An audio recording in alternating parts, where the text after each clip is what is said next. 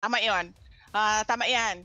I don't know kung sugod ang tama na word do'n dahil nagpaalam naman ako at pinayagan nila ako. Pero tama 'yon. Hindi talaga ako uma-attend sa hearings. Why? Why would I answer to a speaker implicated in a bribery case on record in a court case?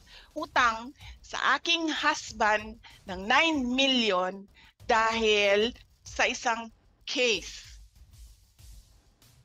So why would I answer to them? Why would I answer to a member of the House of Representatives na ang tatay niya mismo, na may screen cap ako, nagsasorry sa ginagawa ng anak niya. Alam niyo, hindi pa umabot sa buhay ko na nagsorry ang tatay ko kanino man sa ginawa ko. Pero this member of the House of Representatives, tinetext ako ng tatay, I'm sorry, I'm sorry. So why would I answer to him? Nagsasorry yung tatay. Ibig sabihin may ginagawang mali yung anak. Diba? So why would I answer to them?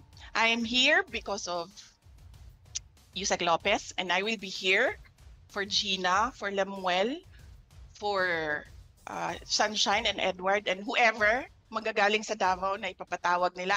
I understand si Barbara, si Carla, ipapatawag nila, si Bandiding papatawag nila. I will be here for them. And all the rest na makontempt. I will be here for President Duterte, but I will not be, no, I will not answer to members of the House of Representatives, especially sa may utang ng 9 million sa hindi naman sa pamilya namin, sa law firm ng husband ko. That is 9 million na dapat ini-enjoy ng pamilya namin, pero hindi niya binabayaran.